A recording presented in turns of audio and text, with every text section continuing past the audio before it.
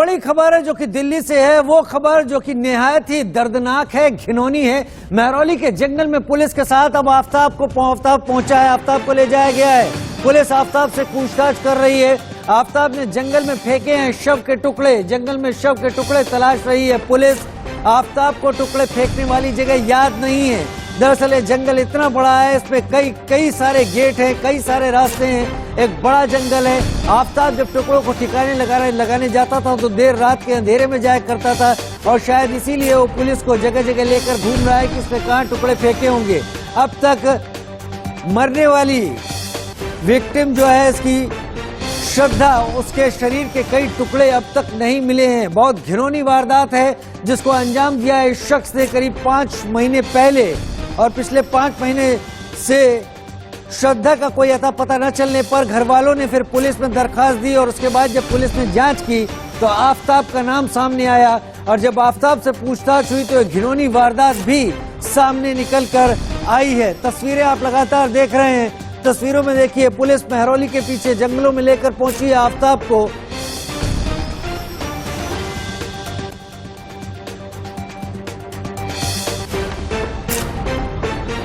स्वाति मालीवाल जी हमारे साथ दिल्ली महिला आयोग की अध्यक्ष के तौर पर इस वक्त जुड़ गई हैं। स्वाति जी, वाकई एक घिनौनी घटना है, एक घिनौनी वारदात है, जितनी निंदा की जाए उतनी कम। स्वाति जी।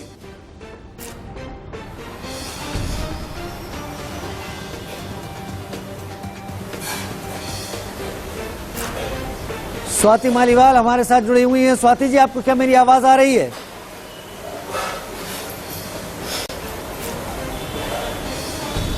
आफताब ने जंगल के कई हिस्सों में श्रद्धा के टुकड़ों को फेंका है, अलग अलग जगहों पर श्रद्धा के शरीर के टुकड़े उसने फेंके हैं। पुलिस लेकर पहुंची है, रिमांड मिलने के बाद पुलिस लेकर पहुंची है। आफताब को टुकड़े फेंकने वाली जगह अब याद नहीं है, किस जगह उसने जंगल में कहां ये 35 टुकड़े जो श्रद्धा के शरीर के किए थे वो कहां उसने फेंके हैं। फिलहाल पुलिस उसको लेकर महरौली के जंगलों में मौजूद है, हमारी टीमें भी लगातार मौजूद है। तस्वीर जो आप देख रहे हैं उस घर की देख रहे हैं जिस घर के अंदर इस घिनौनी वारदात को आफताब ने अंजाम दिया था। साथ ही पुलिस आफताब को ले जाते हुए जंगल के हिस्सों में पड़ताल करने के लिए, जांच करने के लिए कहां उसने शरीर के टुकड़ों को फेंका, क्योंकि एक अहम सबूत की तरह हो सकते हैं। कोर्ट में आफताब के खिलाफ अगर अपराध को साबित करना है तो ये तमाम टुकड़े, तमाम सबूत पुलिस के लिए काफी मददगार हो सकते हैं आफताब को सही सजा दिलाने के लिए। महरौली के जंगलों में पुलिस के साथ आफताब, तस्वीर आप लगातार देख रहे हैं। एक तरफ आफताब और श्रद्धा की तस्वीर, दूसरी तरफ आफताब को ले जाते हुए पुलिसकर्मी। स्वाति जी हमारे साथ जुड़ गई हैं इस वक्त दिल्ली महिला आयोग के अध्यक्ष के तौर पर। स्वाति जी, बहुत घिनौनी वारदात है, जितनी निंदा की जाए उतना कम। जी मैं बिल्कुल मानती हूँ, बहुत ही ज्यादा शर्मनाक और डराने वाला ये हादसा है। आप ये देखिए कि इस आदमी ने ना सिर्फ लड़की का खून करा, कत्ल करा, उसने उसके बाद उस लड़की के जो शरीर था उसके 35 टुकड़े करे, उसको फ्रिज में स्टोर करा, और हर दिन रात में 2 बजे वो एक टुकड़ा लेके जाता था और किसी जंगल में कहीं पे दिल्ली में अलग अलग जगहों पे उसने इसको फेंका है। तो ये कितनी सोची समझी साजिश है, और मैं तो बिल्कुल हैरान हूं इस बात को लेकर कि 6 महीने हो गए और किसी को पता ही नहीं चला। एक लड़की देश की राजधानी में गायब हो जाती है और कोई रिपोर्ट नहीं करता, दिल्ली पुलिस को पता ही नहीं चलता इस बारे में। हमने दिल्ली पुलिस को नोटिस भी इशू करा है। हम ये जानना चाहते हैं कि ऐसा हुआ कैसे।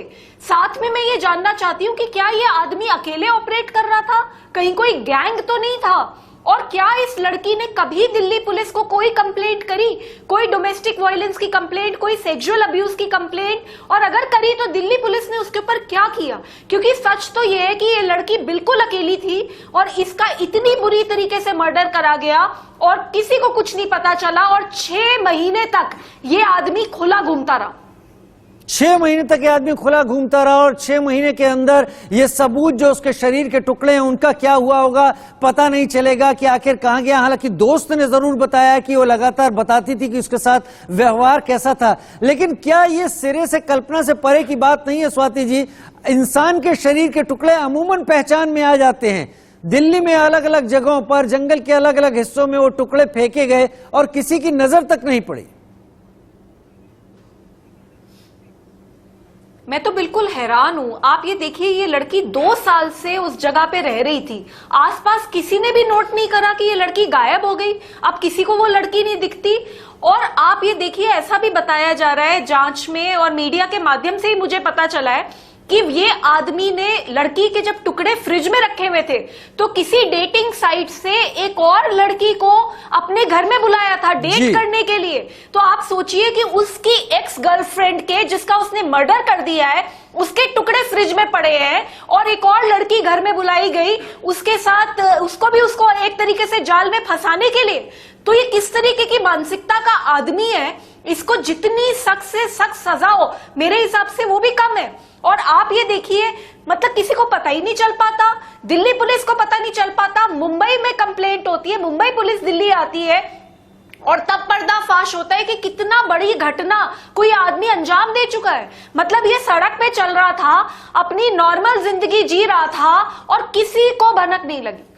क्या आपने एक सवाल उठाया अभी कि ये अकेला था, इसके साथ बहुत सारे लोग थे, क्योंकि जो काम इसने किया है वो किसी आम इंसान का काम नहीं लगता जो कि अपनी नॉर्मल जिंदगी जी रहा हो। वो कईयों के साथ भी काम कर सकता है या साइको भी हो सकता है। नहीं जी, बिल्कुल इसमें कोई शक नहीं है कि इसने जिस क्रूरता से ये काम को अंजाम दिया है वो एक आम क्रूरता नहीं है। मतलब इतनी ब्रूटैलिटी के केसेस हम लोग देखते हैं, लेकिन फिर भी इस लेवल की ब्रूटैलिटी और शातिरता, मतलब ये तो बिल्कुल ही हैरान करने वाली बात है। तो बिल्कुल दिल्ली पुलिस से मैंने जानने की कोशिश करी है कि क्या ये आदमी अकेले काम कर रहा था या इसके कुछ लोग सपोर्ट कर रहे थे। तो वो भी जानना जरूरी है, क्योंकि हम ये ना मानने कि इतने बड़े काम को एक अकेले आदमी ने अंजाम दिया। उस पहलू से भी जांच होने की जरूरत है। और साथ में मुझे ये लगता है जो अभी सबसे जरूरत है, दिल्ली पुलिस को अपनी इन्वेस्टिगेशन बहुत अच्छी करनी पड़ेगी। आप ये देखिए कि लाश नहीं है, लाश के टुकड़े टुकड़े करके वो ऑलरेडी फेंक चुका है। वो अब तक पता नहीं कहां होगी, सड़ चुकी होगी। तो ऐसे मामले में इन्वेस्टिगेशन बहुत बहुत सॉलिड होने की जरूरत है। नहीं तो ऐसा ना हो कि जैसे छावला के केस में हमने देखा कि दिल्ली पुलिस की जांच की चूक के कारण अल्टीमेटली सुप्रीम कोर्ट से वो भयानक आदमी छूट गए।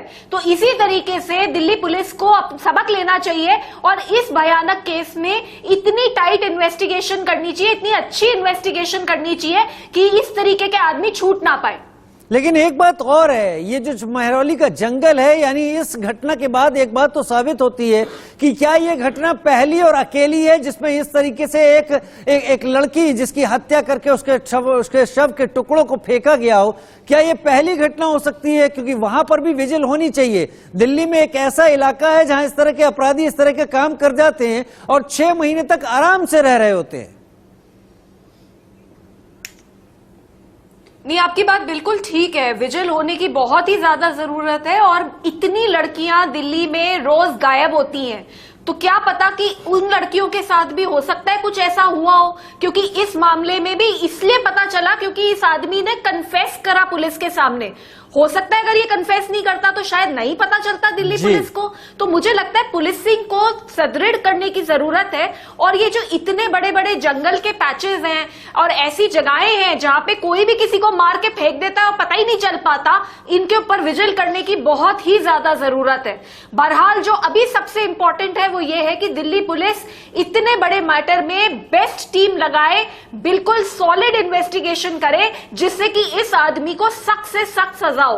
क्योंकि जो इसने क्राइम करा है वो बिल्कुल किसी भी हाल में माफी के लायक नहीं है और मेरे हिसाब से इंसानियत को शर्मसार करने लायक है। आप सही कह रही हैं, इंसानियत को शर्मसार करने वाला ये मामला है। बहुत शुक्रिया स्वाति मालीवाल जी हमारे साथ जुड़ने का समय निकालने के लिए। आपने एकदम सही कहा कि सख्त से सख्त सजा ही इस मामले में एक बड़ा हल हो सकती है। इन्वेस्टिगेशन दिल्ली पुलिस को काफी तगड़ी करनी होगी।